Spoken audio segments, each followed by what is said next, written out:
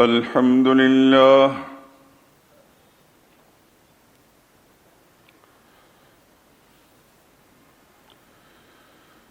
الحمد لله وكفى وسلام على عباده الذين اصطفى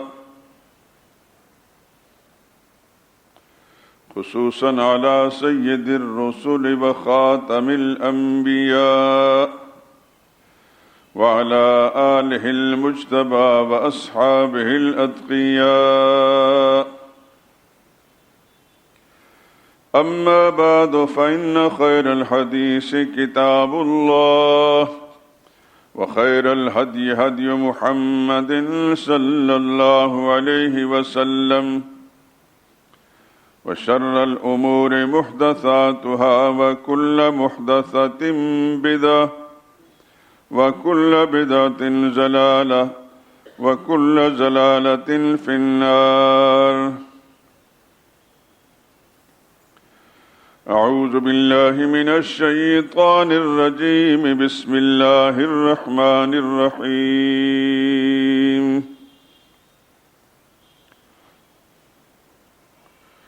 النبي أولى بالمؤمنين من أنفسهم وأزواجه أمهاتهم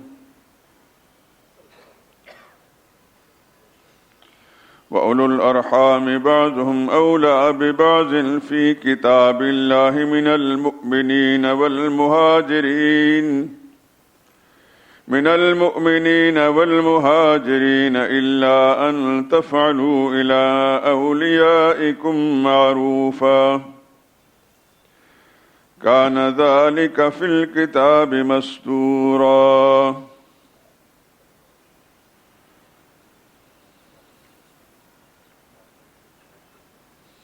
وقال رسول الله صلى الله عليه وسلم: سألت ربي عز وجل أن لا أزوج أحدا من أمتي ولا أتزوج إلا كان معي في الجنة فأعطاني. رواه الطبراني. وقال رسول الله صلى الله عليه وسلم: إن الله أبى لي أن أتزوج أو أزوج إلا لأهل الجنة. وقال رسول الله صلى الله عليه وسلم: ما تزوجت شيئا من نسائي ولا زوجت شيئا من بناتي إلا بالإذن جاءني به جبرائيل. إن الله عز وجل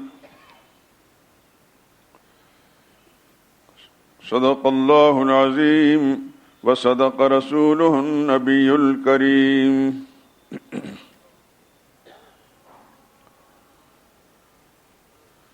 درود پاک پڑھ لیں. اللهم صل على محمد وعلى آل محمد كما صليت على إبراهيم وعلى آل إبراهيم إنك حميد مجيد. اللهم بارك على محمد وعلى آل محمد كما باركت على إبراهيم وعلى آل إبراهيم إنك حميد مجيد.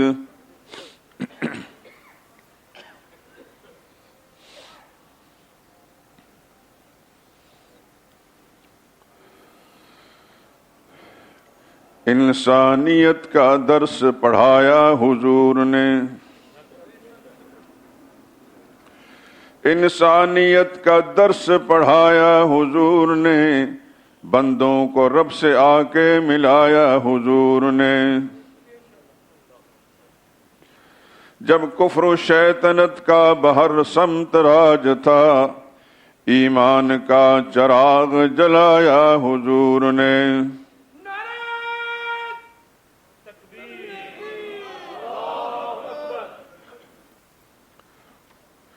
جب کفر و شیطنت کا بہر سمت راج تھا، ایمان کا چراغ جلایا حضور نے.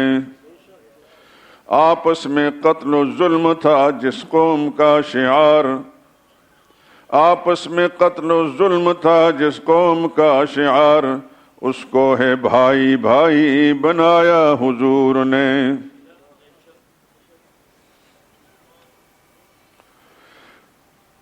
حق کی کسی خصوصیت میں کوئی نہیں شریک، حق کی کسی خصوصیت میں کوئی نہیں شریک، توحید کا یہ نکتہ بتایا حضور نے۔ اللہ وحدہ کی عبادت کرے سبھی، اللہ وحدہ کی عبادت کریں سبھی، جامع سبق یہ یاد کرایا حضور نے۔ خندہ جبیں سے رنج و علم بہر حق سہے، جینے کا ڈھب ہے ہم کو سکھایا حضور نے۔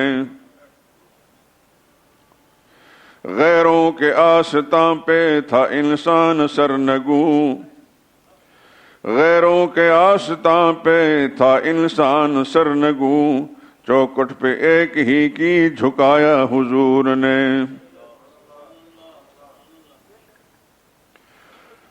باطن میں عشق حق کے فروزاں کیے چراغ، باطن میں عشق حق کے فروزاں کیے چراغ، اجڑے ہوئے دلوں کو بسایا حضور نے۔ ایک پے کرے حسین تھے خلق عظیم کے، ایک پے کرے حسین تھے خلق عظیم کے، کیا منفرد مقام ہے پایا حضور نے۔ طائف میں سنگ کھائے مگر بد دعا نہ دی، طائف میں پتھر کھائے مگر بد دعا نہ دی، عظمت کا نقش اپنی بٹھایا حضور نے۔ امت کے واسطے تھے جناب اسوہ عمل، امت کے واسطے تھے جناب اسوہ عمل، جو کچھ کہا وہ کر کے دکھایا حضور نے۔ انسانیت کا درس پڑھایا حضور نے، بندوں کو رب سے آ کے ملایا حضور نے۔ حق کی کسی خصوصیت میں کوئی نہیں شریک، توحید کا یہ نکتہ بتایا حضور نے۔ جزاکم اللہ خیرہ۔ حضرات،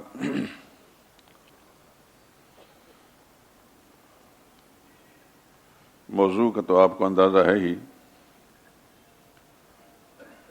پچھلے اور پچھلے جمعے سے ازواج مطہرات امہات المومنین اہل بیت رسول صلی اللہ علیہ وسلم کا تذکرہ آپ سنتے چلے آ رہے ہیں، اور ابھی دیگر ازواج کا تذکرہ انشاءاللہ ہم نے کرنا ہے۔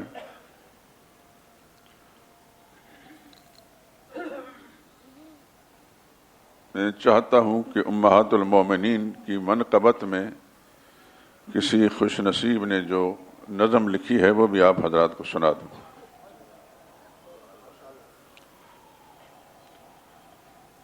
اصل میں نظموں کے اندر ہی پورا ایک واضح ہوتا ہے، بشرطے کہ کوئی انسان اس پر غور کرے۔ اس کا عنوان ہے امہات المومنین۔ ابھی آپ نے سورہ احزاب کی جو آیت نمبر 6 میں نے پڑھی ہے، وَأَزْوَاجُهُ أُمَّهَاتُهُمْ، نبی کی بیویاں مسلمانوں کی اہل ایمان کی مائیں ہیں۔ اسی عنوان سے یہ نظم لکھی ہے، مصطفیٰ کی بیویاں ہیں امہات المؤمنین، مصطفیٰ کی بیویاں ہیں امہات المؤمنین، دین کی روح رواں ہیں امہات المؤمنین۔ آیت تطہیر پڑھ کر ہو گیا پختہ یقین، آیت تطہیر پڑھ کر ہو گیا پختہ یقین، ایک طہارت کا نشان ہیں امہات المؤمنین۔ خود نبی کے واسطے ان کو چنا رحمان نے۔ یہ جو بھی میں نے حدیثیں دو تین سنائی ہیں نا، ان کا یہی مضمون ہے کہ اللہ تعالیٰ نے مجھے پابند کیا کہ میں نکاح کروں تو جنتیوں سے کروں، اور اپنی بچیاں دوں نکاح میں تو جنتیوں کو دوں۔ ان حدیث مبارکہ کا یہی مضمون ہے۔ خود نبی کے واسطے ان کو چنا رحمان نے، مصطفیٰ کی رازداں ہیں امہات المؤمنین۔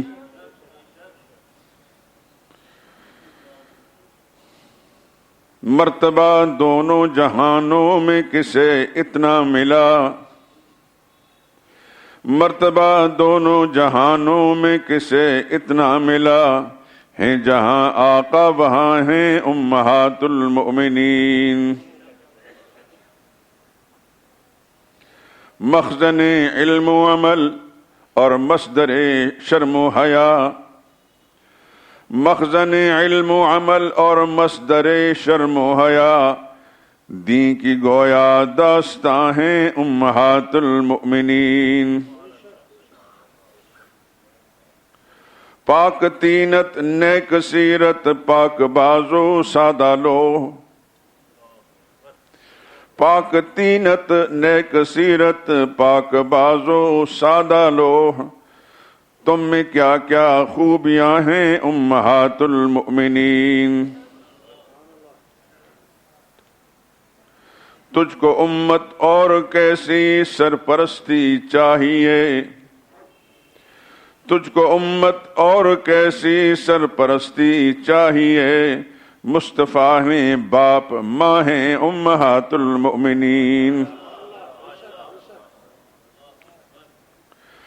سر بھی خم نیچی نظر لب پر درود و فاتحہ، سر بھی خم نیچی نظر لب پر درود و فاتحہ، دیکھنا مدفون یہاں ہیں امہات المؤمنین۔ ان کی مدحت سے صدارت باللسان راسخ رہو، ان کی مدحت سے صدارت باللسان راسخ رہو، حشر میں سب کی اماں ہیں امہات المؤمنین۔ مصطفیٰ کی بیویاں ہیں امہات المؤمنین، دین کی روح روا ہیں امہات المؤمنین۔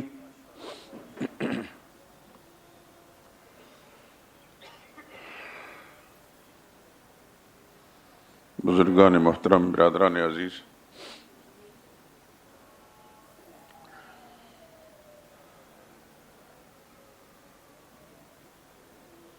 اہل بیت رسول صلی اللہ علیہ وسلم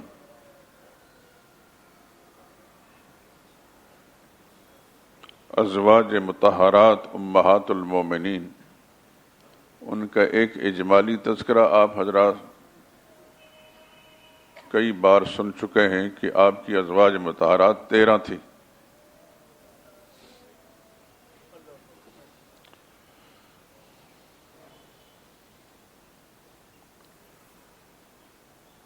اور ایک تفصیلی تذکرہ ہے ان کا۔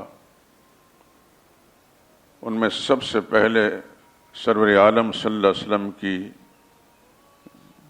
زوجہ مقدسہ مطہرہ، پوری امت کی ماں سیدہ خدیجہ الکبریٰ رضی اللہ تعالی عنہ، ان کا کچھ اجمالی سا تذکرہ میں نے کیا ہے، اور یہ آپ سن چکے ہیں کہ وہ حضور کی زوجیت میں آنے سے پہلے 2 جگہوں سے بیوہ ہو چکی تھیں، اور سابقہ دونوں شوہروں سے ان کی اولادیں تھیں جو حضور صلی اللہ علیہ وسلم کے مبارک گھر کے اندر اپنی والدہ مطہرہ مقدسہ کے ساتھ آئیں، اور رسول اللہ صلی اللہ علیہ وسلم کی خدمت میں پہنچ کر صحابیت کے شرف سے بہرور ہوئیں۔ یہ بھی آپ سن چکے ہیں کہ پہلے شوہر سے ایک صاحبزادے حضور صلی اللہ علیہ وسلم پر قربان ہو گئے تھے، حضرت حارث بن ابی حالہ رضی اللہ تعالی عنہ۔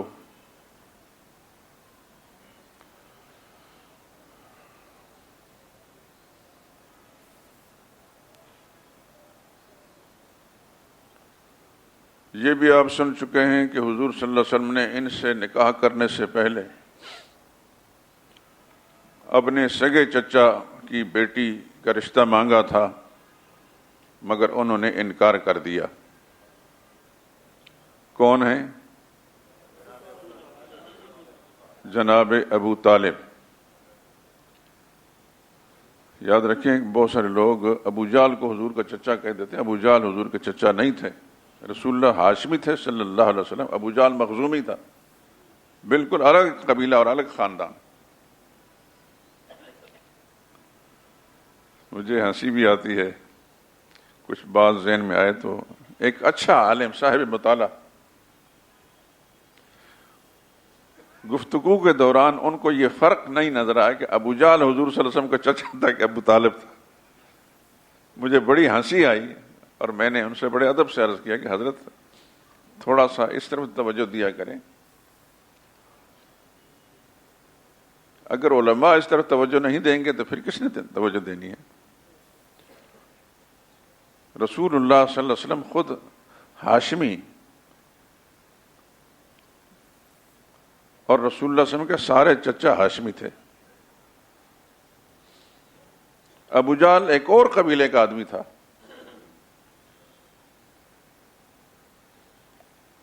جو بنو مخزوم کہلاتا ہے۔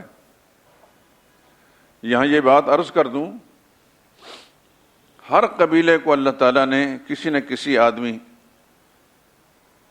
کو ہدایت سے نواز کر شرف دیا ہے۔ ابو جہل اگر اتنا بڑا کافر تھا تو ابو جہل کے دو بھائی بہت درجہ اول کے مسلمان تھے۔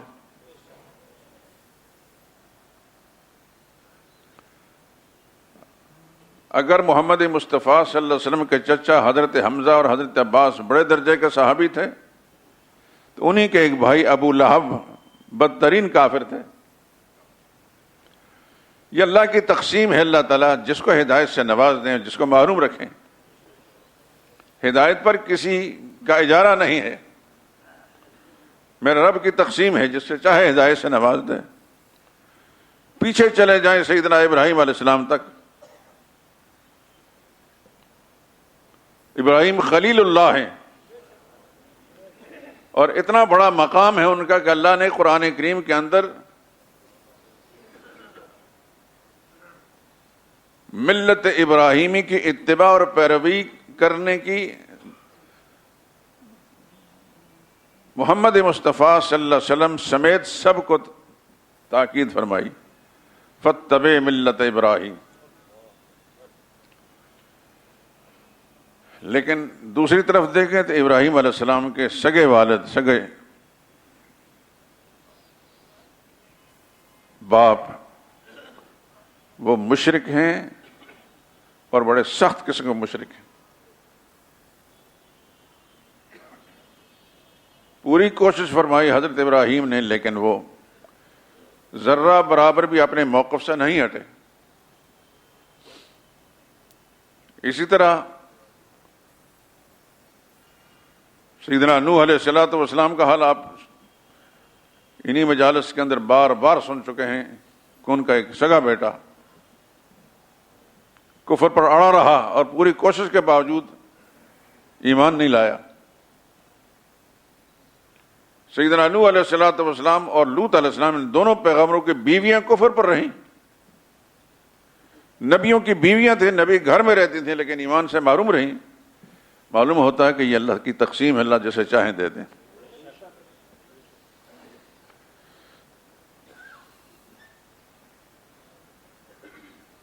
تو اس ہاشمیہ کو حضور کی زوجیت میں آنا نصیب نہیں ہوا، اور بنو اسد کی ایک خاتون سیدہ خدیجہ الکبریٰ رضی اللہ تعالی عنہ رسول اللہ صلی اللہ علیہ وسلم کی زوجہ مطہرہ بنی اور پوری امت کی ماں کا درجہ حاصل کر گئیں، اور اللہ نے آسمان سے ان کے ساتھ دیگر ازواج مطہرات کے لیے فرما دیا ازواجہ امہاتہم، اور اللہ نے وحی کے ذریعے فرمایا یا نساء النبی لستن کاحد من النساء، اے نبی کی بیوی اور دنیا کی اور عورتوں کی طرح تم نہیں ہو، تمہارا بڑا اونچا مقام ہے۔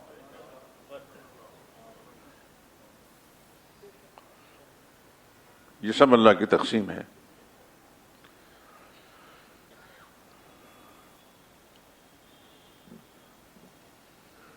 یہ بھی آپ کو معلوم ہے کہ سیدہ خدیجہ رضی اللہ تعالی عنہ جب حضور کی زوجیت میں آئیں تو تحقیقی بات کیا ہے کہ حضور کی عمر 25 سال تھی اور سیدہ خدیجہ کی عمر وہ 25 سال ہی تھی۔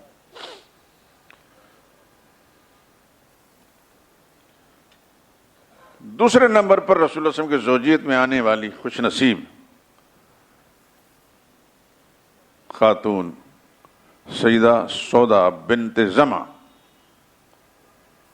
رضی اللہ تعالی عنہ ہیں، اور ان کی عمر جب حضور کی زوجیت میں آئی تھیں تو وہ بڑھاپے میں داخل ہو چکی تھیں، 50 سال کی تھیں، اور حضور کی عمر بھی اس وقت 50 سال ہی تھی۔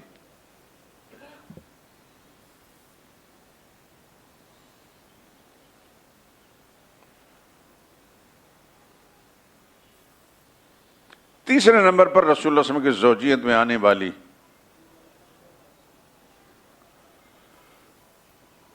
خوش نصیب، خوش بخت، خوش خصال، خوش نہاد سرور عالم صلی اللہ علیہ وسلم کے بچپن کے دوست اور مخلص ساتھی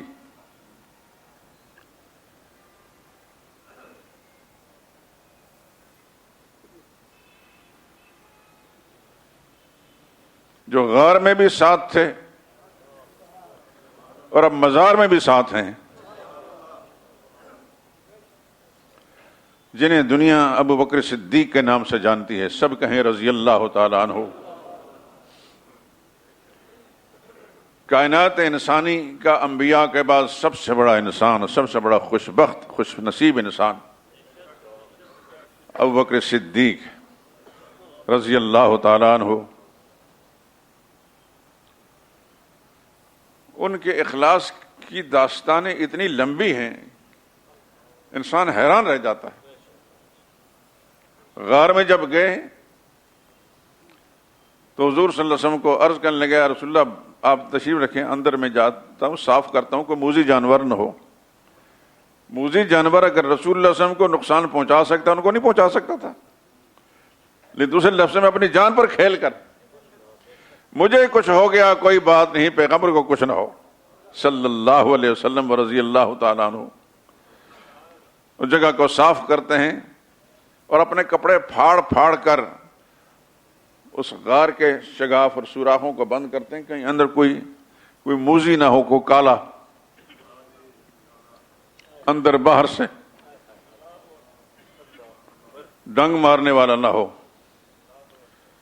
اور ایک سوراخ جب رہ گیا، کپڑا نہیں تھا، نبی کریم صلی اللہ علیہ وسلم سے درخواست کی، رسول اللہ صلی اللہ علیہ وسلم تشریف لے گئے۔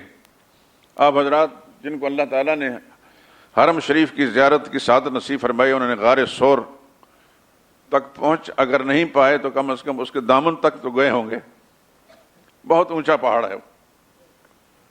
میں نے بارہا کوشش کی لیکن ہمت نہیں پائی۔ غار حرا میں تو اللہ تعالیٰ نے جانے کی سعادت دی ہے، جہاں رسول اللہ صلی اللہ علیہ وسلم پر پہلی وحی نازل ہوئی تھی، لیکن غار ثور میں جا نہیں سکے۔ پر یہی ایک لالچ بھی تھی کہ اگر وہاں تک پہنچنے کی کوشش کی تو حرم شریف کی نماز رہ جائے گی، ورنہ کوشش کر کے جا تو سکتے تھے لیکن کافی گھنٹے لگ جاتے۔ صدیق اکبر رضی اللہ تعالی عنہ نیچے بیٹھتے ہیں، سرور کائنات صلی اللہ علیہ وسلم درخواست کرتے ہیں کہ آپ تھوڑا سا آرام فرما لیں، اپنی گود حاضر کی، اپنا سر مبارک میری گود میں رکھیں، اور وہ سوراخ جو باقی تھا اس میں اپنی ایڑی رکھ دی۔ جو اندیشہ ان کو تھا کہ کوئی موذی اندر ہوگا، کوئی واقعتاً ایک موذی تھا، اس نے ڈنگ مارا صدیق اکبر رضی اللہ تعالیٰ عنہ. جانتے ہیں آپ موذی کل بھی موذی تھا اور آج بھی موذی ہیں.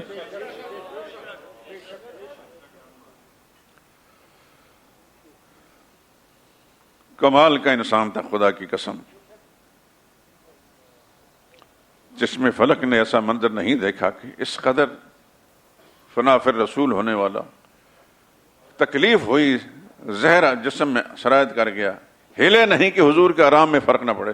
نبی کریم صلی اللہ علیہ وسلم کی آنکھ لگ گئی اور تکلیف اور درد کی وجہ سے آنکھوں سے آنسو نکلے، اور وہ آنسو رسول اللہ صلی اللہ علیہ وسلم کے چہرہ انور پر جا کر ٹپے.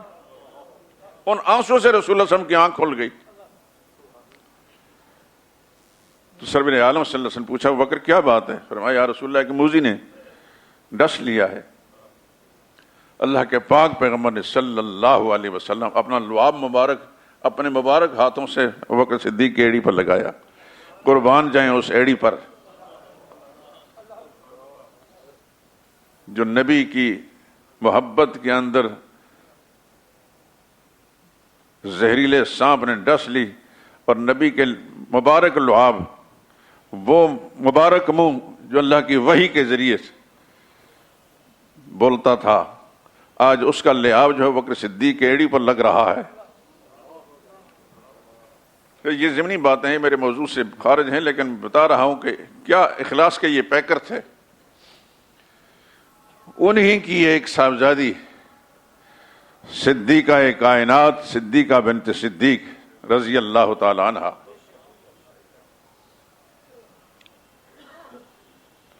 عورتوں میں نبی تو کوئی گزری نہیں. سیدنا عیسیٰ علیہ الصلوۃ والسلام کی والدہ سیدہ مریم سلام اللہ علیہا، ان کا تذکرہ قرآن کریم کے اندر موجود ہے، لیکن ان کی تعلیمات دین کے لیے، ان کی خدمات کا تذکرہ قرآن کریم میں موجود نہیں.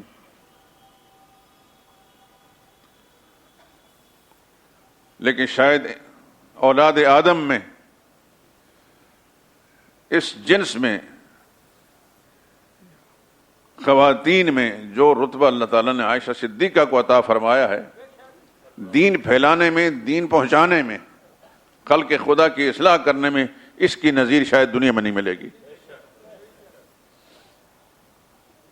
آپ سن چکے ہیں کہ 2210 روایتیں ان سے ہیں. ان کے بعد صرف سیدہ ام سلمہ ہیں 378 یا اس کے لگ بھگ روایتیں ہیں، باقی تمام ازواج محترات کی روایتیں کم ہیں. بڑے بڑے صحابہ ان کے شاگرد ہیں. حیران ہوتا ہے کہ بعض صحابہ کرام نے قرآن کریم کی آیات یا نبی کریم صلی اللہ علیہ وسلم کے ارشادات کا جو مفہوم بیان کیا، انہوں نے فوری طور پر فرمایا کہ رسول اللہ کے فرمان کا یہ منشا نہیں تھا.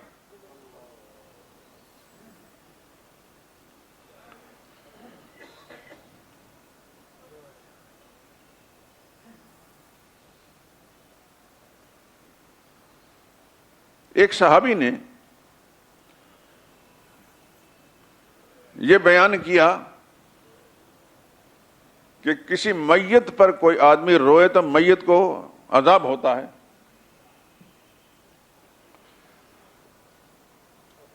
تو عائشہ صدیقہ رضی اللہ تعالیٰ عنہ کو جب یہ بات پہنچی تو فرمایا اللہ ان پر رحم کرے، ان کو رسول اللہ کا فرمان سمجھ میں نہیں آیا. حضرت ابو سعید خدری ہیں غالباً رضی اللہ تعالیٰ عنہ، میں نے کہا کہ پوری بات انہوں نے سنی نہیں ہے. رسول اللہ، ایک یہودیہ کا جنازہ جا رہا تھا اور اس کے ورثاء رو رہے تھے، تو حضور نے فرمایا کہ اس کو عذاب ہو رہا اور یہ رو رہے ہیں. یہ جنرل قانون حضور نے نہیں بیان فرمایا تھا کہ ہر میت چاہے مسلمان کی ہو اس پر رونے والا جو ہے، ہاں بین کرنا، وہ بین کرنے والے کو نقصان ہے، لیکن میت کو اس کو کوئی نقصان نہیں. بر وقت انہوں نے اصلاح فرما دی. اس طرح بہت ساری روایتیں ہیں.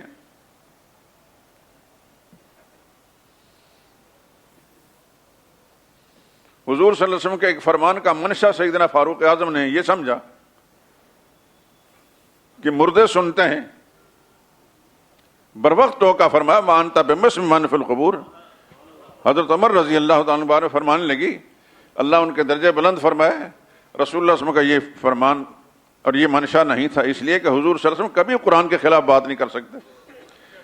نبی پر قرآن نازل ہو اور قرآن واضح طور پر کہے قبر والوں کو آپ نہیں سنا سکتے، انک لا تسمع الموتیٰ، مردے کو آپ نہیں سنا سکتے، تو کس طریقے سے پھر حضور فرما سکتے ہیں کہ ایک طرف قرآن کہتا ہے مردے نہیں سنتے اور حضور فرمائے کہ مردے سنتے ہیں؟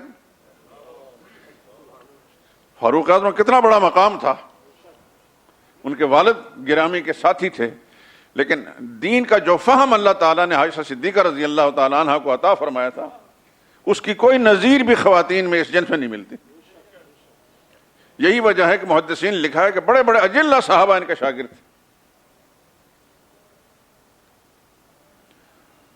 اور غالباً حضرت ابو موسیٰ اشعری رضی اللہ تعالیٰ فرماتے ہیں کہ ہم صحابہ کو جب بھی کوئی دینی معاملات میں کوئی مشکل آئی ہے ہم نے ام المؤمنین عائشہ صدیقہ سے جا کر اس کا حل پوچھا ہے اور انہیں حل بتایا. یہی وجہ ہے کہ حضور صلی اللہ علیہ وسلم کو تمام ازواج مطہرات میں سب سے زیادہ پیار اور محبت عائشہ صدیقہ سے تھی. اس لیے نہیں کہ وہ حسین زیادہ تھیں، حسین وہ بھی تھی، خدا کی کروڑ ہار رحمت نازل ہوں. حضرت جویریہ بھی تھی، حضرت صفیہ بھی تھیں اور حضرت ماریہ بھی تھیں. حضرت جویریہ اور حضرت صفیہ یہ دونوں یہودی خاندان کی ہیں. جویریہ جو ہے بنو مستلق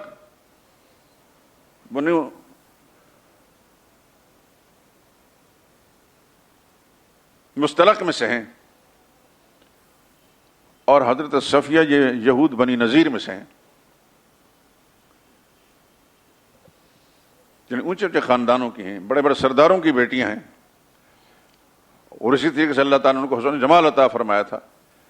لیکن ان سب کے مقابلے میں رسول اللہ صلی اللہ علیہ وسلم کو حضرت عائشہ سے محبت اس لیے تھی کہ اللہ تعالیٰ نے حضور صلی اللہ علیہ وسلم کے ذریعے سے جو دین دنیا میں بھیجا تھا اس دین کو سمجھنے اور فہم کے اعتبار سے عائشہ صدیقہ کا مقام سب سے ممتاز تھا.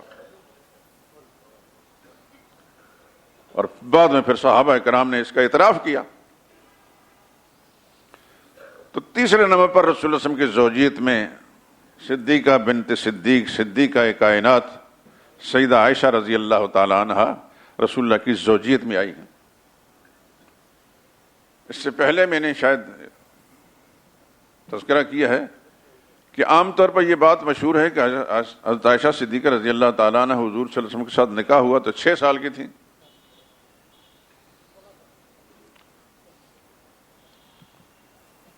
اور جب رسول اللہ صلی اللہ علیہ وسلم کے گھر تشریف لائیں تو 9 سال کی تھیں. یہ بات صحیح نہیں، ہر پہلو سے صحیح نہیں. قرآن کریم نے بھی نکاح کی ایک عمر بیان فرمائی ہے، حتی اذا بلغ النکاح. ممکن نہیں ہے کہ نبی کریم صلی اللہ علیہ وسلم جن پر اللہ نے قرآن نازل کیا، جن کے ذریعے سے پوری دنیا کو ہدایت ملی، وہ خود قرآن کے خلاف کریں. رہی یہ کہ یہ روایت بخاری میں ہے یا مسلم میں ہے، راوی سے غلطی ہوئی. 16 بیان کرنا چاہیے تھا، اس نے 6 کہی. 19 بیان کرنا چاہیے تھا، 9 کہی. 6 اور 9 نہیں، 16 اور 19. 16 کو نکاح ہوا، 19 کو رسول اللہ صلی اللہ علیہ وسلم کے گھر رخصتی ہوئی. سیدہ عائشہ صدیقہ رضی اللہ تعالیٰ عنہ بالغ عمر کے اندر حضور کی زوجیت میں آئی. میں نے شاید اس سے پہلے بات کہی تھی کہ چونکہ حدیث کے درجہ اول کی بڑی کتابیں جو ہیں ان کے اندر روایت آ گئی ہے، تو لوگ نام کتاب کا سن کر چپ ہو جاتے ہیں. چپ نہیں ہونا چاہیے. دیانت اور امانت کا تقاضا یہ ہے کہ جو بات صحیح ہے وہ صحیح ہے، جو صحیح نہیں ہے اس کا برملا اظہار کر دے. البتہ جس محدث کی کتاب کے اندر وہ روایت موجود ہے اس محدث کو اللہ جزائے خیر عطا فرمائے، انہوں نے محنت کی، ان کی دیانت امانت پر ہم شک نہیں کرتے. بعد میں کسی راوی کی روایت بیان کرنے والے سے یہ غلطی ہو گئی، ہم اس غلطی کو امام بخاری کے ذمہ نہیں لگاتے، امام مسلم کے ذمہ لگاتے. اور یاد رکھیے میرے دوستو، بخاری اور مسلم کا تذکرہ کرتے وقت میں جب یہ باتیں کرتا ہوں تو کسی کے دل میں یہ خیال نہ ہے کہ خدا نخواستہ میرے دل کے اندر کوئی سوء ظنی یا بدگمانی یا خدا نخواستہ میں میں لعنت بھیجتا ہوں اس سوچ پر بھی جو ان محدثین کی شان میں گستاخی کرے۔ میرا ایمان و عقیدہ یہ ہے کہ یہ سب مخلصین تھے، چاہے سیاستہ والے ہوں یا دیگر محدثین۔ سیاستہ بخاری، مسلم، نسائی، ابو داؤد، ترمذی، ابن ماجہ، ان 6 کتابوں کو سیاستہ کہا جا سکتا ہے۔ اس کے علاوہ بھی حدیث کی کتابیں ہیں۔ موطا امام مالک ہے جو بخاری سے پہلے لکھا گیا، موطا امام محمد ہے، کتاب الاثار امام طحاوی نے لکھا ہے، مسند احمد بن حنبل ہے، مسند دارمی ہے، دارقطنی ہے، سنن کبریٰ للبیہقی ہے، طبرانی کے معاجم کبریٰ، معاجم اوسط اور معجم صغریٰ، ایک کتاب، ایک معجم 1 جلد پر مشتمل ہے، دوسری 9 جلدوں پر مشتمل ہے، تیسری 24 جلدوں پر مشتمل ہے۔ الحمدللہ یہ سب کتابیں میرے پاس ہیں، یہ سب حدیث کی کتابیں ہیں۔ ان تمام محدثین کو اللہ جزائے خیر عطا فرمائے، ان کی محنتیں نہ ہوتی تو ہمیں کچھ نہ پتہ چلتا۔ امام بخاری کا مقام ان محدثین کے مقابلے میں زیادہ اونچا اس لیے سمجھ جاتا ہے کہ امام بخاری نے صحت کا اہتمام زیادہ کیا، بہت اہتمام کیا ہے۔ ان کے بارے میں کہا جاتا ہے کہ انہوں نے ہر حدیث لکھنے سے پہلے 2 رکعت نماز نفل پڑھے۔ ظاہر بات ہے کہ جس اللہ والے نے اتنی محنت کی ہوگی اس کی کتاب کو اللہ نے پذیرائی بھی اس درجے میں عطا فرمائی۔ اس بر صغیر کے اندر ہندوستان، پاکستان میں، بنگلہ دیش میں، شاید افغانستان میں بھی ایسا ہو، جو استاد بخاری پڑھاتا ہے اس کو شیخ الحدیث کہا جاتا ہے، جو دوسری کتابیں پڑھاتا ہے اس کو استاد الحدیث کہتے ہیں، اور شیخ الحدیث کا لفظ جو ہے صرف بخاری پڑھانے والے کے لیے ہے۔ بڑی بڑی شخصیتیں پہلے بھی تھے، اب بھی ہیں، اللہ نے سب کو جزائے خیر عطا فرمائے، اور امام بخاری کا پوری امت کی طرف سے جزائے خیر عطا فرمائے۔ غلطیاں انسان سے ہوتی ہیں، معصوم ذات صرف پیغمبر کی مسئلہ سمجھ لیجئے۔ نبی کی زبان، اس کا جسم، اس کی سوچ اللہ کے پہرے میں ہوتی ہے کہ وہ پوری کائنات کے لیے ہادی اور راہبر بن کے آتے ہیں، لیکن نبی کے علاوہ کوئی انسان ایسا نہیں جس سے غلطی نہ ہو جائے۔ نبی کی جماعت کے لوگ صحابہ کرام سے خطائیں ہوئیں لیکن ان پر قائم نہیں رہنے دیا، انہوں نے بروقت توبہ کر لی۔ لیکن صحابہ کے بعد چاہے کوئی محدث ہے، چاہے کوئی مفسر ہے، کوئی فقیہ ہے، غلطیاں ہم سے ہوئیں، ہوتی رہیں، آج تک ہوتی رہی ہیں۔ انسان جو بھی دنیا میں ہے اسے غلطیاں ہوتی رہیں۔ ایک ہوتے غلطی کر کے اس پر ڈٹ جانا اور مصر ہونا، یہ ہے جرم۔ غلطی کر کے اگر اس کا احساس ہو جائے یا کوئی اس کو آگاہ کر دے کہ آپ کی فلاں غلطی ہے اور اس کو فوری طور پر مان لے، یہ اس کی دیانت اور امانت کی دلیل ہوتی ہے۔ لیکن یاد رکھیے، اگر امام ترمذی میں کی کتاب کے اندر بہت ساری روایتیں موضوع بھی ہیں، ضعیف تو بے شمار ہیں، موضوع بھی ہیں، ابن ماجہ کے اندر بہت ساری کتابیں موضوع ہیں، اس کے باوجود ہمارے دل کے اندر ایک ادنا، ایک بال کی مقدار میں ان کے بارے میں بدگمانی نہیں، نہ کسی مسلمان کو کرنی چاہیے۔ ان کی دین کے لیے بڑی خدمات ہیں، کوتاہیاں ہو گئیں، انہوں نے پوری دیانت کے ساتھ اسے روایت کو حاصل کیا، لیکن بعد میں پتہ چلا کہ روایت صحیح نہیں ہے، یعنی اس کا راوی صحیح نہیں، اس کی سند میں خرابی ہے، اس کے متن میں خرابی ہے۔ انہوں نے پوری دیانت کے ساتھ امت تک بات پہنچا دی۔ اب یہ امت کا کام ہے ایک ایک روایت پر جرا کرے، کوشش کرے، جہاں سے بھی کہیں کمزوری نظر آتی ہے تو اس کو ایک سائڈ پر رکھ دے۔ اس سے دین ایمان میں کوئی فرق نہیں پڑتا، لیکن جنہوں نے محنت کر کے یہ بات ہم تک پہنچائی ان کو اللہ تعالیٰ پوری امت سے جزائے خیر عطا فرمائے۔ تو جس طرح امام ترمذی، ابن ماجہ، ابو داؤد، نسائی، ان کا ادب و احترام ہم سب کے دل میں موجود ہے، جبکہ ان کتابوں میں کمزور روایتیں موجود ہیں۔ امام بخاری رحمہ اللہ کا مقام تو اونچا ہے ان سے، اس لیے کہ انہوں نے اہتمام صحت کا بہت زیادہ کیا، لیکن کہیں نہ کہیں کمزوری رہ جاتی ہے، انسان ہے، پیغمبر نہیں ہے۔ یاد رکھیے کہ نبی کی ذات حیثیت کو اللہ کی پہرا ہوتا ہے، اللہ کی حفاظت اس کے ساتھ ہوتی ہے۔ آپ نے سنا ہے اور ذہن بنا لیجیے عقیدہ، نبی معصوم ہوتے ہیں، نبی معصوم ہوتے ہیں. جس طرح آپ کے گھر میں پیدا ہونے والا بچہ وہ معصوم ہوتا ہے کہ اس نے کوئی گناہ نہیں کیا تھا. نبی نبوت کے مقام پر پہنچ کر بھی معصوم ہوتا ہے، کہ اللہ کا ایک انتخاب ہوتا ہے.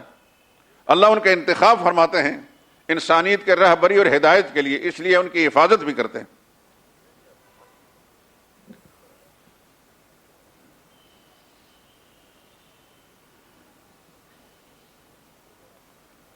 میں سب دوستوں سے ادب سے درخواست کرتا ہوں کہ کوئی کتاب بھی پڑھ کر آپ کو کوئی غلط فہمی ہو نبیوں کے بارے میں، یا کسی ناسمجھ آدمی کی گفتگو سن کر غلط فہمی پیدا ہو جائے، تو اپنی اصلاح کر لیجئے کہ نبی گناہوں سے معصوم ہوتے ہیں. دیکھیے کئی دفعہ میں حضرت یوسف علیہ السلام کا قصہ سناتے وقت، یہی مسئلہ سمجھاتے وقت بیان کر چکا ہوں کہ جس گھر کے اندر یوسف علیہ السلام پہنچے تھے وہ ایک مصر کا وزیر اعظم کا گھر تھا. یہ چھوٹے سے بچے تھے. وزیر اعظم بازار میں ان کو بکتا دیکھ کر خرید کر لے آئے. خداداد حسن و جمال تھا ہی. اس گھر میں پلتے پلتے جوانی کی حدود میں جب قدم رکھا تو وزیر اعظم صاحب، جو بیگم صاحب ہیں، ان کی نیت خراب ہو گئی. وہ جو خاتون اول تھی ان کی نیت خراب ہونے لگی. سورہ یوسف جب آپ پڑھتے ہیں تو اس کے اندر یہ سب کچھ لکھا ہے. انہوں نے اندر سے اندر کمرے میں بلا کر یوسف علیہ السلام سے ناجائز مقصد حاصل کرنا چاہا. قرآن کریم کہتے ہیں وَلَقَدْ ہَمَّتْ بِهِ. قرآن کی آیت پر ذرا غور فرمائیے. وَلَقَدْ یہ تاکید کے لیے تھا. پکی بات ہے کہ وہ عورت یوسف علیہ السلام کے ساتھ برا کام کرنے کا ارادہ کر چکی تھی.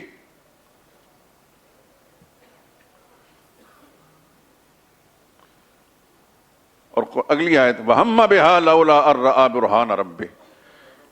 اگر رب کی برہان نہ دیکھی ہوتی یوسف علیہ السلام نے تو یوسف علیہ السلام بھی شاید اس ناجائز مقصد میں اس کے معاون بن جاتے. اگلا جملہ قرآن کریم نے یہ سنا كَذَلِكَ لِنَصْرِفَ عَنْهُ السُّوءَ. اس لفظ پہ غور کیجئے.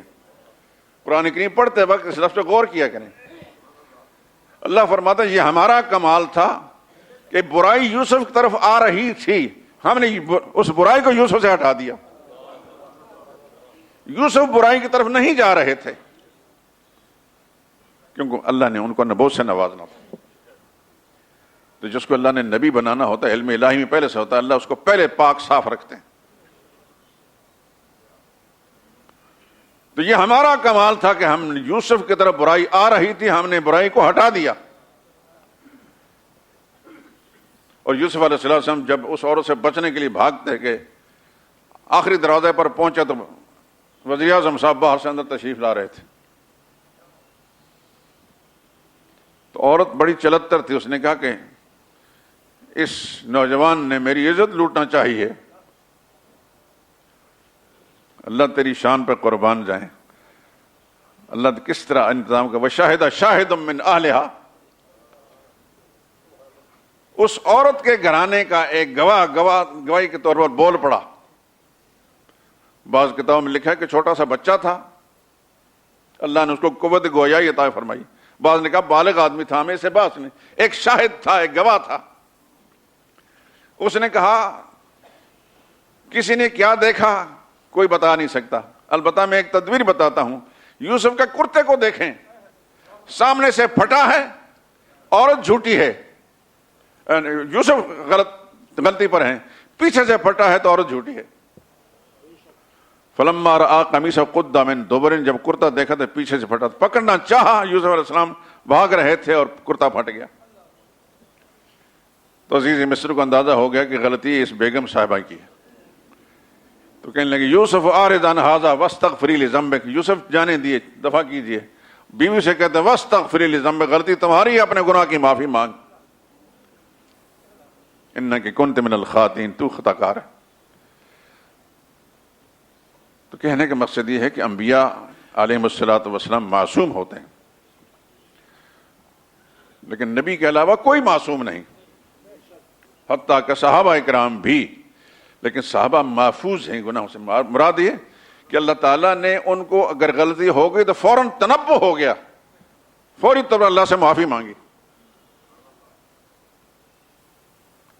اس طرح ایک صحابی کا تذکرہ آتا ہے کہ ان سے زنا کا ارتکاب ہوا، فوراً ان کو غلطی کا احساس ہے، حضور کی خدمت پہنچے، یا رسول اللہ مجھ سے یہ غلطی ہو گئی، مجھے پاک کیجیے. انہیں پتہ تھا کہ پاک کرنے کا عمل یہ ہے کہ کوڑے مرے جائیں گے یا سنگسار کیا جائے گا. اس کا معاملہ سنگسار والا تھا. رسول اللہ صلی اللہ علیہ وسلم نے اس ٹلانا چاہا، اس کو ہٹانا چاہا، فرمایا جا، کیا غلط باتیں کر رہا ہے. حضور سمجھتے تھے کہ اگر میں نے توجہ سے اس کی بات سنی تو یہ مر جائے گا. پھر دوسری طرف سے رسول اللہ صلی اللہ علیہ وسلم کے سامنے آ گیا، یا رسول اللہ مجھ سے یہ غلطی ہوئی ہے. پھر رسول اللہ صلی اللہ علیہ وسلم اس کو ٹلانا چاہا، فرمایا کیا تم کچھ پاگل، تو دیوانہ تو نہیں ہو گیا، انت مجنون. کہنے لگے یا رسول اللہ مجنون نہیں، میں ہوش میں ہوں، صحیح بات کہہ رہا ہوں. پھر ایک صحابہ کو اس کا منہ سونگو، کہیں کوئی شراب وغیرہ تو نہیں پی ہوئی، نشے میں بات تو نہیں کر رہے، کوئی شراب نہیں پی ہوئی تھی. اتنا اہتمام کیا حضور نے بچانے کے لیے. جب کوئی شکل نہیں بچی تو پھر اس کو سنگسار کیا گیا. اور جب سنگسار کیا گیا اور وہ فوت ہو گئے تو کسی مسلمان کی زبان سے نکلا کہ کیا بد نصیب آدمی تھا، غلطی نہ کرتا تو اس برے انجام سے دوچار نہ ہوتا. تو اس بات کو سن کر رسول اللہ صلی اللہ علیہ وسلم نے فرمایا خبردار، اس کے بارے میں کوئی بات مت نکالیں، اس نے ایسی توبہ کی ہے، غلطی ہوئی ہے لیکن توبہ بھی کی ہے، اس نے ایسی توبہ کی ہے کہ پورے مدینہ کے گناہ گاروں پر تقسیم کر دیجئے، کوئی بھی گناہ گار نہیں ہوگا، جنت میں جائیں گے. تو صحابہ اکرام سے غلطیاں ہوئیں لیکن بر وقت انہوں نے توبہ کی، آخرت تک معاملہ نہیں چھوڑے، اس دنیا میں توبہ کر کے معاملہ صاف کر لیا. ہر انسان سے غلطی ہو سکتی ہے نبی کے علاوہ، اور صحابہ کے بعد آنے والے لوگ صحابہ سے نچلے درجے میں، ان سے بھی غلطیاں ہو سکتی، تحریر میں بھی ہو سکتی، تقریر میں بھی ہو سکتی. لیکن جن لوگوں کی خوبیاں اور نیکی کے کام زیادہ ہیں ان کے بارے میں اچھی رائے رکھی جائے گی، دیانتدارانہ رائے رکھی جائے گی، نیک نیتی کے ساتھ ان کو یاد کیا جائے گا. یہی حال محدثین کرام کا بھی ہے. میں نے یہ بات اس لیے کہہ دی کہ شاید کسی دوست کے ذہن کے اندر یہ آیا ہو کہ میں نے امام بخاری کی اس روایت پر جرح کی ہے، تنقید کی ہے، شاید میں محدثین کی شان میں گستاخی کرتا ہوں. معاذ اللہ، میں پہلے کہہ چکا ہوں کہ میں ایسی سوچ پر بھی لعنت بھیجتا ہوں جو ان دین کے خدام کے بارے میں بری رائے ہے. یہ سب دین کے خادم تھے، ہم ان کی جوتیوں کے تلووں سے لگے ہوئے مٹی سے بھی نیچے ہیں، لیکن ہمارے دین کا تقاضا تو یہ ہے کہ صحیح اور غیر صحیح میں تمیز کریں. ہم سمجھتے ہیں کہ بخاری کے اس روایت سے عائشہ صدیقہ کی شخصیت مجروح ہوتی ہے، ہم سمجھتے ہیں کہ صدیق اکبر کا گھرانہ بدنام ہوتا ہے، ہم سمجھتے ہیں کہ رسول اللہ کی ذات پر حرف آتا ہے. پھر ہم حضور کی ذات پر حرف آنے سے وہ گوارا نہیں کریں گے، صدیق اکبر گھرانے کو مجروح ہونا گوارا نہیں کریں گے. عائشہ صدیقہ کی ذات ہمارے لیے زیادہ مقدس ہے. اگر کسی راوی کے بیان کردہ روایت کے اندر اس قسم کی چیز آتی ہے جو اس طرح کے نقصان کا سبب بنتی ہے تو ہم اس روایت کو رد کر دیں گے، رسول اللہ صلی اللہ علیہ وسلم کی ذات پر حرف نہیں آنے دیں گے. اس راوی کی روایت کو بیان کرنے تسلیم کرنے سے کوئی کفر لازم نہیں آتا، لیکن نبی کی شان میں ذرا سی ادنا سے سوء ظنی بدگمانی کریں تو ایمان باقی نہیں رہتا. اس لیے سارے دوست اپنے ذہنوں کو صاف کر لیجئے. میرے بارے میں اگر کسی کو یہ بدگمانی ہو کہ میں محدثین کے بارے میں سوچتا ہوں، خدا تعالیٰ پناہ میں رکھے اس بات سے. یہ سب ہمارے سر کے تاج ہیں، لیکن غلطیاں ہوئی ہیں تحریروں کے اندر. ابھی میں نے مثالیں دیں، ابن ماجہ میں زیادہ موضوع روایتیں ہیں، پھر بھی ہم ان کا مانتے ہیں اور اتنا ہی ادب کرتے ہیں. ترمذی میں موضوع روایتیں موجود ہیں، اتنا ہی ادب کرتے ہیں جتنے ہم بخاری کا کرتے ہیں. یہ ایک ایسی چیز ہے جس کو علماء سمجھتے ہیں. ہم علماء کے ادنا خادم ہیں، ان کی قدم میں بیٹھ کر یہ سارا کچھ سبق سیکھا ہے. ان کے بارے میں سوء ظنی بدگمانی سوال ہی نہیں پیدا ہوتا. اور کوئی دوست سننے والا یہ نتیجہ نہ نکالے کہ شاید میں محدثین کی شان میں گستاخی کر رہا ہوں. بات ہو رہی تو ام عائشہ صدیقہ رضی اللہ تعالیٰ عنہ کی کہ حضور کی زوجیت میں جب آئی ہیں وہ بالغ تھی. نبی کریم صلی اللہ علیہ وسلم کی اپنی صاحبزادیاں جب بیاہی گئی ہیں تو بالغ تھیں. حضور صلی اللہ علیہ وسلم کی تمام ازواج مطہرات جو آئی ہیں سب بالغ تھیں. صحابہ اکرام نے اپنی بچیاں بیاہ کر دی، سب بالغ تھیں. کیا وجہ ہے کہ پورے عرب کے معاشرے کے اندر چن کر حضرت صدیقہ کو اس کام کے لیے منتخب کیا؟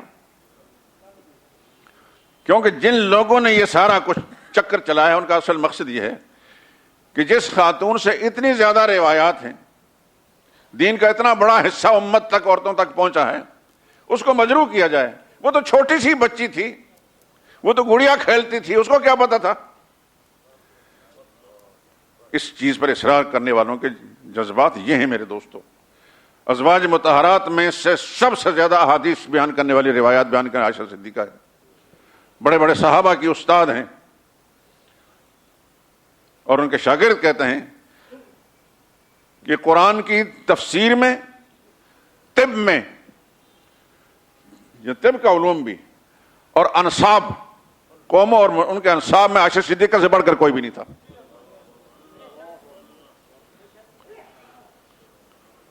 تو کوئی نابالغ بچی سر نہیں کرتی، وہ بلوغت تک پہنچی تھی. پہلے وہ اپنے عظیم باپ کی سرپرستی کے اندر یہ سب کچھ انہوں نے سیکھا، اور پھر ساری کائنات کے بڑے انسان محمد مصطفیٰ صلی اللہ علیہ وسلم کی زوجیت میں جب آئیں تو دین کے سارے سبق سیکھے انہوں نے.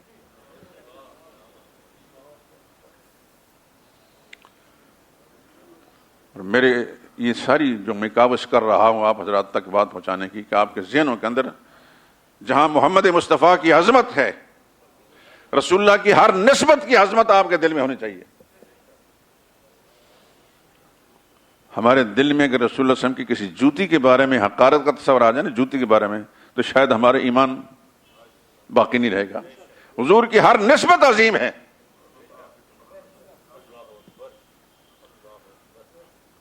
ہمیں ایمان کا سبق، توحید کا سبق بھی رسول اللہ صلی اللہ علیہ وسلم کے حوالے سے پہنچا ہے. اس وجہ سے حضور صلی اللہ علیہ وسلم عظیم ہیں انسانیت میں، ان کی ہر نسبت عظیم ہے.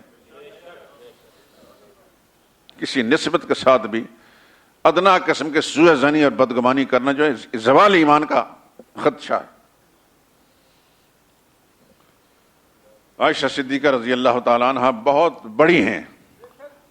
میں سمجھتا ہوں کہ شاید ہمارے خیالات کی پرواز بھی وہاں تک نہیں جا سکتی، اتنا بڑا اللہ نے ان کو مقام عطا فرمایا.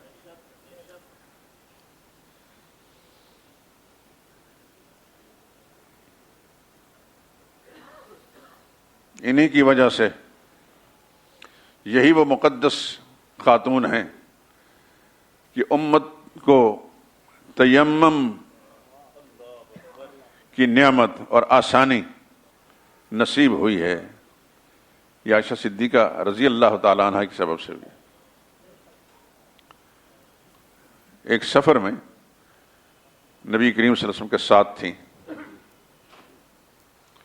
واپسی میں جہاں پڑاؤ کیا، اونٹ پر سوار ہو کر آ رہی تھیں. والدہ کی طرف سے دیا ہوا، یہ یاد رکھیں جو لوگوں نے کہا کہ یہ مانگا ہوا ہار تھا، مانگا ہوا ہار نہیں تھا. والدہ نے جو ہار ان کو دیا تھا، آپ کو تو پتا ہوگا نا عائشہ صدیقہ کی والدہ کیا نام تھا؟ جزاکم اللہ. حضرت ام رومان رضی اللہ تعالی عنہا.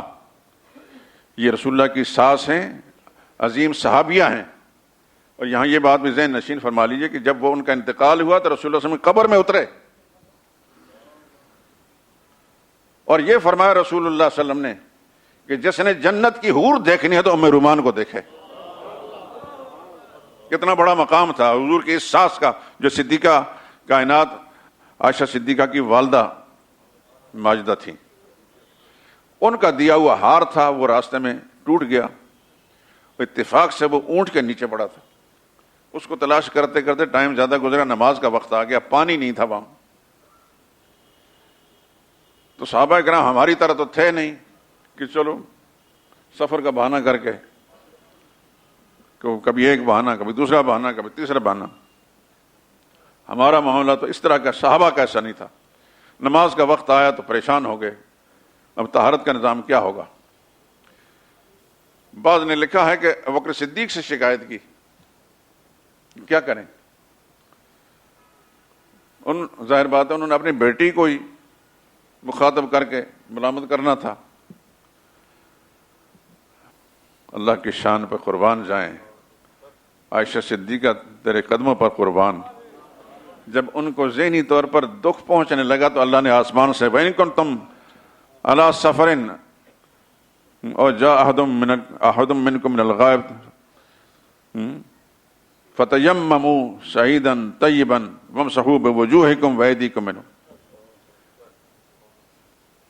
آیت تیمم نازل ہو گئی اور مسلمانوں نے تیمم کر کے نماز پڑھی، اور قیامت تک کے لیے یہ اللہ تعالیٰ نے سہولت پیدا کر دی۔ سہولت کا سبب بننے والی شخصیت تھی عائشہ صدیقہ رضی اللہ تعالیٰ عنہ۔ ایک صحابی حضرت اسید بن حضیر، یہ وہ ہیں جو حضور صلی اللہ علیہ وسلم نے ان کو مکہ کا گورنر مقرر کیا تھا۔ ان کو جب معلوم ہوا کہ عائشہ صدیقہ رضی اللہ تعالیٰ عنہ کے سبب سے آیت تیمم نازل ہوئی تو انہوں نے ابوبکر صدیق کا مخاطب کر عرض کیا، اے ابوبکر، تمہارے خاندان کی یہ کوئی پہلی برکت نہیں ہے، تمہارے خاندان کی وجہ سے اس امت کو ہر طرح ہمیشہ کے لیے سہولتیں اللہ تعالیٰ نصیب کرتا رہتا ہے۔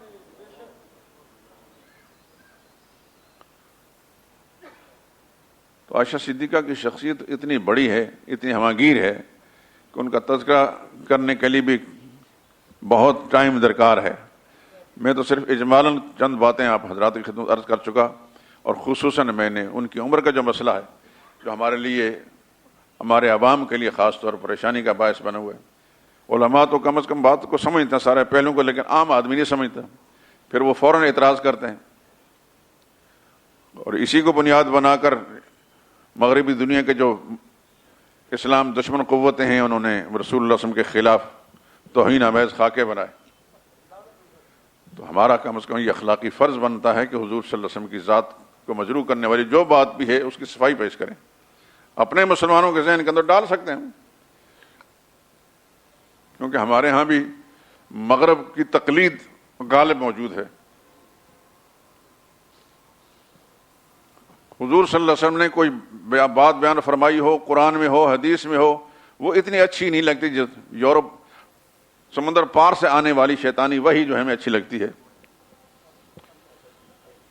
لیکن کم از کم جو ان مجالس میں بیٹھنے والے مسلمان ہیں آپ حضرات کی طرح، ان کے ذہنوں کا صاف کرنا ہمارا اخلاقی اور دینی فرض بنتا ہے۔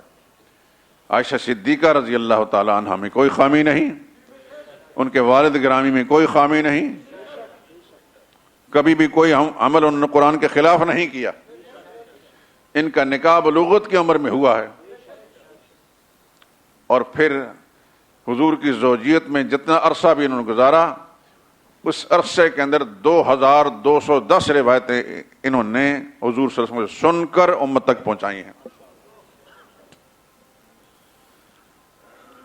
اور بڑے بڑے صحابہ اکرام کی یہ استاد تھیں۔ میں نے ایک دو نمونے آپ کے سامنے عرض کیے، کوشش کروں گا کسی موقع پر وہ ساری کی ساری روایتیں جہاں جہاں بھی عائشہ صدیقہ رضی اللہ تعالیٰ نے ٹوکا ہے کسی صحابی کو کہ حضور کے فرمان کا منشا نہیں سمجھے آپ، رسول اللہ کے فرمان کا یہ منشا نہیں تھا، کیونکہ ہمہ وقت رسول اللہ صلی اللہ علیہ وسلم کے پاس رہنے والی ایک موقع پر حضرت ام سلمہ جو رسول اللہ صلی اللہ علیہ وسلم کی زوجہ مطہرہ تھیں، انہوں نے آ کر کوئی بات کہی تو حضور صلی اللہ علیہ وسلم کو یہ ناگوار سے ہوئی، تو یا ام سلمہ لا توزنی فی عائشہ، عائشہ کے بارے میں مجھے تکلیف نہ پہنچاؤ، اور فرمایا کہ تم میں سے کوئی اور بیوی ایسی نہیں کہ جس کی خوابگاہ میں مجھ پر وحی نازل ہوئی ہو سوا عائشہ کے، میں ان کے بستر میں ہوتا ہوں وہ خدا کی وحی نازل ہوتی ہے۔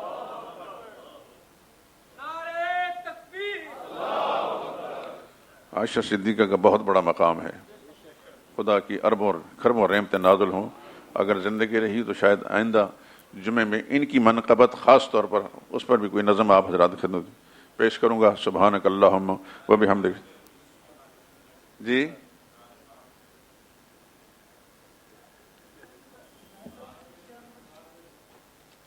ہاں، بات یہ ہے، 2 منٹ تشریف رکھیں۔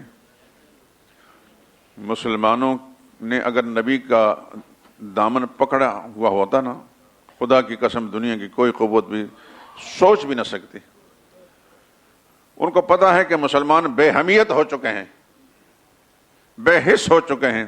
ان کے نبی کی توہین کریں تو چند دن نعرے لگانے کے بعد چپ ہو جاتے ہیں. قرآن کی توہین کریں وہ سمجھو کہ چیک کر رہے ہیں. میری بات سے آپ حضرات اتفاق کریں یا نہ کریں، مجھے اس سے بحث نہیں. مسلمان جب رسول اللہ صلی اللہ علیہ وسلم کے اس طریقے پر ہوتا جو مدنی زندگی میں تھا، تو خدا کی قسم ساری دنیا کے امریکہ جیسی شیطانی قوتیں مل کر بھی ہر وقت مسلمانوں کے سامنے دست بستہ رہتی. قرآن جلانا تو وہ دور کی بات ہے. مسلمان نے جب جہاد سے منہ موڑا ہے تو خدا کی تائید اٹھ چکی ہے. میں آپ حضرات سے کئی دفعہ کہہ چکا ہوں، مسلمان کی شوکت، مسلمان کا رعب، مسلمان کا دبدبہ دنیا کے اندر صرف عمل جہاد سے ہوا ہے. میں ایک حدیث سنا کر بات ختم کرتا ہوں، اور اس کے راوی بھی حضرت صدیق اکبر ہیں رضی اللہ تعالیٰ عنہ. فرمایا اذا تبایعتم بالعینہ، لوگوں تم اپنے خرید و فروخت میں لگ گئے، ورضیتم بالزرع، تم کھیتی باڑی پر خوش ہونے لگے، واخذتم اذناب البقر، تم نے بیلوں کے دم پکڑ لیے، یعنی پہلے زمانے میں بیلوں کے ذریعے سے لوگ کاشتکاری کرتے تھے. وترکتم الجہاد، اور جہاد کو چھوڑ بیٹھے. سلط اللہ علیکم ذلًا، خدا تم پر ذلت مسلط کرے گا. لا ینزعہ حتی ترجعوا الی دینکم، اس وقت تک تمہارے اوپر سے ذلت نہیں ہٹے گی جب تک تم واپس دین کی طرف نہیں لوٹو گے. آج جہاد کا لفظ بولنا بھی کفار کے نزدیک دہشت گردی ہے. ہمارے ملک میں کفار کے جو غلام ہیں وہ بھی یہی لفظ وہی بول رہے ہیں اپنے منہ میں زبان بول کر. زندگی کی جتنی سانسیں میرے رب نے لکھی ہیں اتنی ہم نے پوری کرنی ہے. قبر کی رات گھر میں کبھی نہیں آئے گی. لیکن صاف لفظوں میں کہتا ہوں کہ ہمارے مسلمانوں نے جہاد چھوڑ دیا. ہمارے حکمران بھی ایسے اور عوام الناس کی اکثریت کی بھی ایسی ہے. جہاد والا عمل زندہ کیا جائے گا انشاءاللہ، پھر دنیا میں کوئی سوچ بھی نہیں سکے گا. وآخر دعوانا الحمدللہ رب العالمین.